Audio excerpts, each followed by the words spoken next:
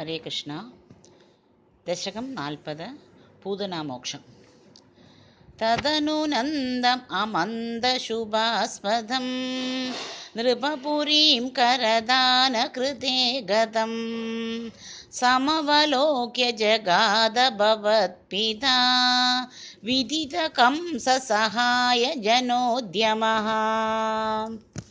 അയി സഖേ തവ ബാലകജന്മ മാം സുഖയദേത്യ നിജാത്മജ ജന്മവത് ഇതി ഭവത്പിതൃതാം വ്രജനായകേ സമധിരോപ്യ ശശംസം തം ആദരാത്.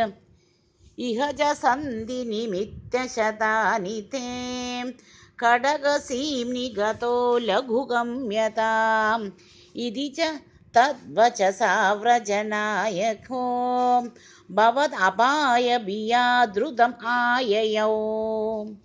അവസരേ ഖലു തത്ര ച കാചന വ്രജപദേ മധുരാകൃതിരംഗന തരളഷട്പദലാളിത കുന്തള കപടബോധക തേ നികടം ഗതാം.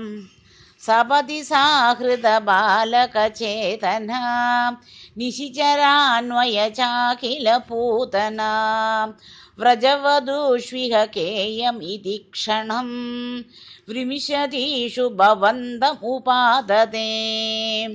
ലളിതഭാവവിലാസഹൃദാത്മഭിः യുവതിഭിർപ്രതിരോന്ധും അപാരിതാ സ്തനമസൗ ഭവനാന്തനിഷേധുഷീ പ്രദദുഷീ ഭവതേ കപടാത്മനെ.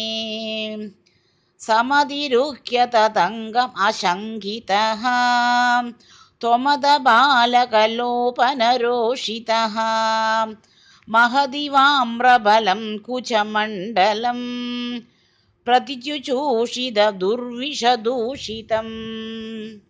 അസുഭിരേവ സമം ദയതി ത്വയി സ്തനമസൗ സ്തനിതോപമനിസ്വനാ നിരപദദ്മയദായി നിജം വപുഃ പ്രതിഗതാ പ്രവിസാര്യ ഭുജാവുഭൗ. ഭയദഘോഷണ ഭീഷണ വിഗ്രഹ ശ്രവണദർശന മോഹിത വല്ലവേ വ്രജപദേ തദുരസ്ഥലഖേലനം നനുഭവന്തം അഹൃണ്ണത ഗോപികാഃ. ഭുവനമംഗള നാമഭിരേവതേ യുവതിഭിർബഹുധാ കൃതരക്ഷണഃ ത്വമൈവാദനികേതനനാഥ മാം അഗതയൻ കുരു താവക സേവനം.